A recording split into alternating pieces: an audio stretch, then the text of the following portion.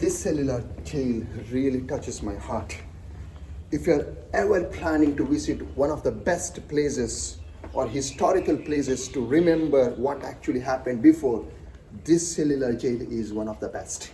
You gotta come here once in your life, at least once in a life. My God, this is a really beautiful place. And you will be able to remember all those freedom fighters who struggled for us to get freedom. This jail, the way they have given inhumane punishments, the way they have given work for them to struggle every day and night. You gotta come here once. Jai Hind.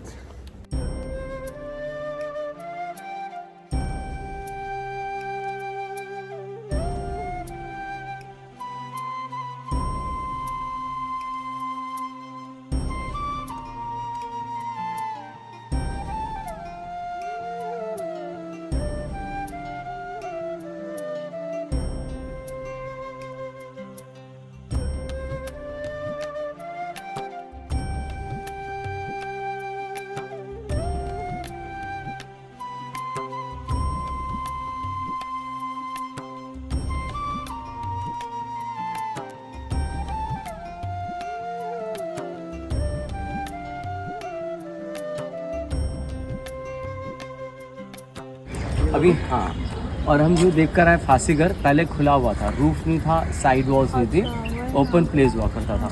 उसके अंदर original wooden beam, platform lever original है, रस्सी नया है।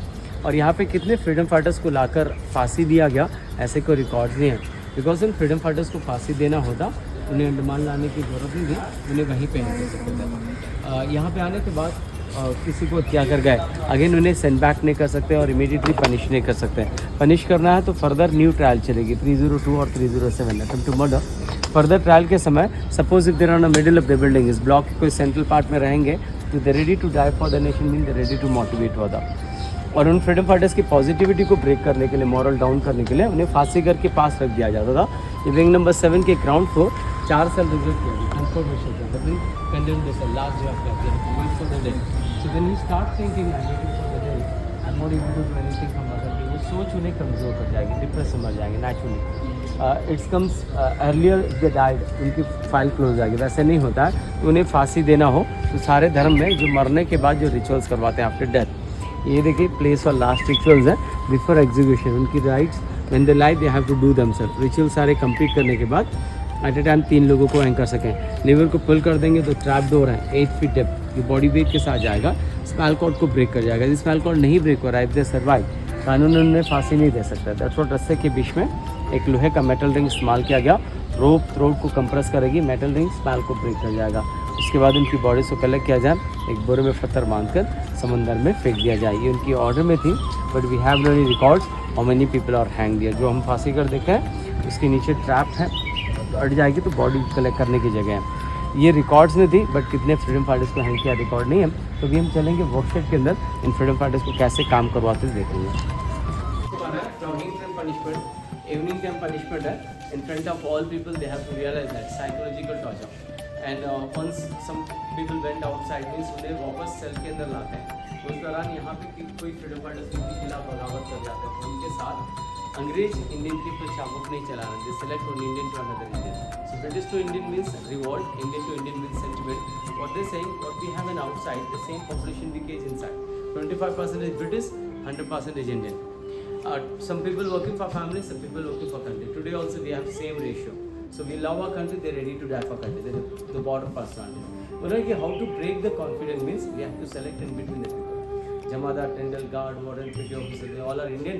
They are offering salary 2 rupees to 8 rupees until let's come. So, जब freedom fighters को लाते थे उनकी यूनिफॉर्म के साथ उनके गले में इस तरीके से एक नेक रिंग, जैसे आज हम ID5 के नाम से जानते हैं। Today we are generating positivity.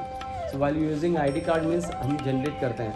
So I am working this company, I am studying this school and during the time उनकी पॉजिटिविटी को कैसे ब्रेक करना है, which is not disturb to the person he putted something in the neck, जिसमें order number act number होती थी और बिना परमिशन की कोई उनकी गिरवा पे जागता है तो जब से अग्रेसिव हो जाएंगे तो आगे के कार्य भी परफेक्टली नहीं कर पाएंगे।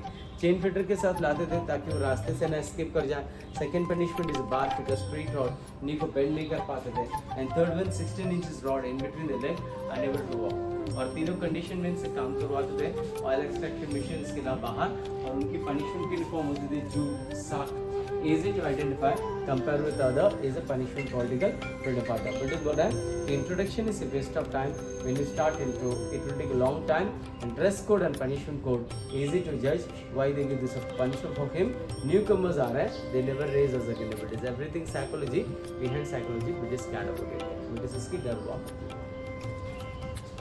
Outdoor work dangerous and most dangerous. जो ब्रिटिश के अगेन जाते थे, वॉइस रेस करते थे, काम से रिफ्यूज़ करते थे वैसे लोगों से। तो यहाँ पे जो डिस्प्ले किया गया जो मैं आपको एक्सप्लेन कर रहा हूँ इज़ वेरी इजी, बट करने की कार्य बहुत ही पहले टफ थी। पहले उन्हें नारियल के सेल को ब्रेक करना है। 1 or 2 coconut is normally easy to break.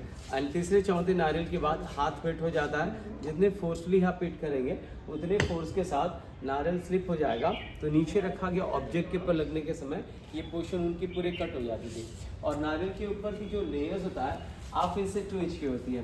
When they try to snatch करने के समय नेल को डैमेज कर जाता था। इसे पानी में सॉफ्ट करने के बाद वुडन आर्मर से पॉन्डिंग करना। पॉन्डिंग प्रोसेस में हैंड शोट, हाथों में छाले, और ये जो रेसे होता है नॉर्मली नहीं निकलता है। When they try to snatch करने के समय नेल को डैमेज कर जाता था।